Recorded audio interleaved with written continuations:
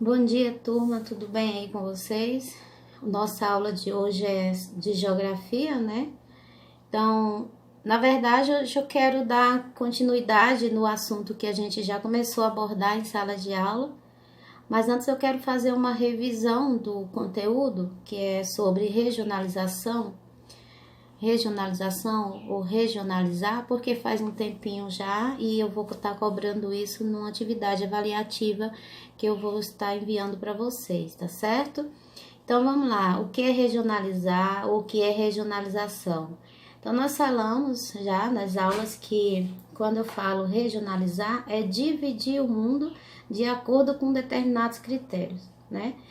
Seria a divisão de regiões que implicaria nessa distinção de áreas a partir de características ou semelhanças comuns, né?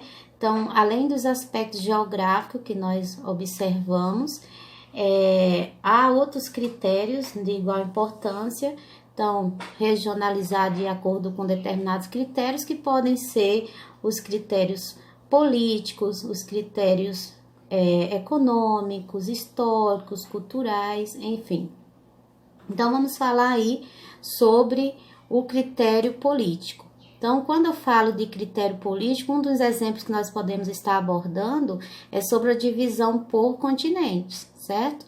Nós temos a América, a Europa, a África, a Ásia, a Oceania, a Antártida. Então, seria um exemplo aí de divisão por critérios políticos. Aí tem outros exemplos, como a divisão por países, por regiões, municípios, né? E assim sucessivamente. Um outro critério que nós falamos também foram os critérios naturais. Quando eu falo das características físicas do lugar, estou me referindo ao critério natural.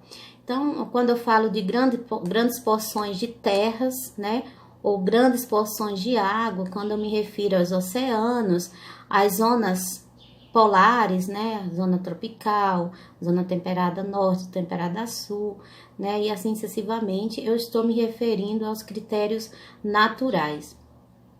Um outro critério também que foi abordado em sala de aula foram os critérios culturais. Que critérios culturais são esses? Então, quando eu me refiro aos costumes de cada lugar, né, de cada país, de cada continente, quando eu estou me referindo às diversidades culturais, às religiões, aos costumes dos povos, como comida, dança, enfim, eu estou me referindo aos critérios culturais. E o critério de nível econômico? Eu posso falar localmente, né? A economia, por exemplo, da região centro-oeste predomina a agropecuária, da região sudeste predomina as indústrias, e no nível mais global, eu posso estar me referindo aí aos países ricos desenvolvidos, aos países pobres subdesenvolvidos, à divisão de países do norte desenvolvido, do sul subdesenvolvido, e assim sucessivamente. Nós vamos estar revisando aí depois melhor esse assunto. Aí nós começamos a falar lá no capítulo 1 do livro de vocês sobre a geopolítica, né? Então, no estudo da geopolítica, nós abordamos aqui essa questão da Guerra Fria. Então, lembrando aí o que seria a Guerra Fria?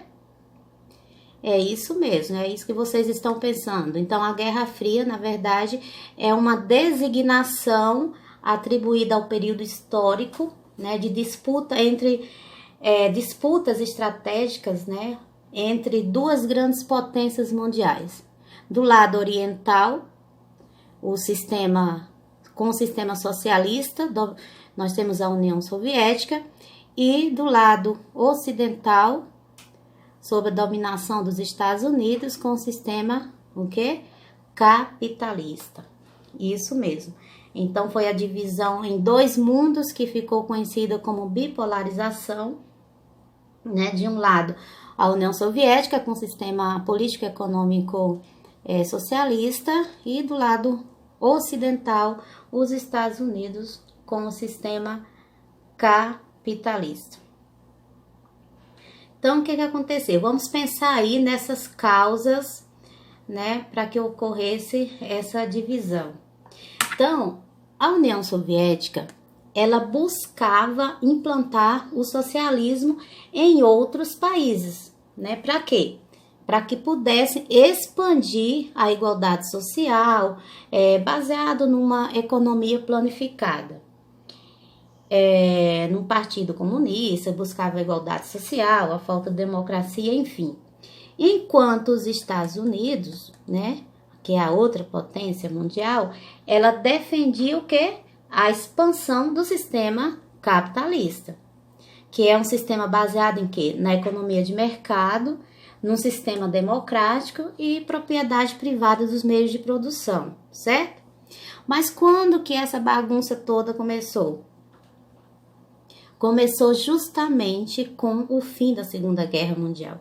Então, com o fim da Segunda Guerra Mundial, o contraste entre o capitalismo e o socialismo era predominante entre a política, ideologia e sistemas militares. Só que, apesar da rivalidade e tentativa de influenciar outros países, os Estados Unidos não conflitou com a União Soviética. Mas por quê? Por quê? Ele não conflitou com a União Soviética com armamento. Por quê? Porque tanto os Estados Unidos quanto a União Soviética, eles tinham em posse grande quantidade de armamento nuclear. E, gente, se houvesse um conflito armado direto, né, entre essas duas potências, significava o quê? O fim dos países e possivelmente o fim da vida em nosso planeta. Porém, ambos, tanto os Estados Unidos quanto a União Soviética, acabaram alimentando conflitos em outros países, como a Coreia e no Vietnã, né? Apesar de não ter ocorrido esse conflito direto, que foi um conflito apenas de ideologia. Mas aí, vamos continuar a história aqui. Com o objetivo de reforçar o capitalismo, o presidente dos Estados Unidos, o Truman, ele lança um plano Marshall. Para que ele criou esse plano Marshall? Qual foi o objetivo desse plano Marshall? Era oferecer empréstimos com juros baixos e investimento para aqueles países que ficaram arrasados economicamente durante a Segunda Guerra Mundial. Para que eles pudessem, para que os países que diretamente ou indiretamente sofreram influência, eles pudessem se recuperar economicamente, tá bom? Só que aí, a partir dessa estratégia, a União Soviética, ela não ficou de fora. O que acontece? Ela criou, em 1949, o Comecon, certo? Para quê? Era uma espécie de contestação ao plano Marshall, que impedia seus aliados socialistas a se interessar ao favorecimento proposto pelo então inimigo político, que é os Estados Unidos, que eram os Estados Unidos.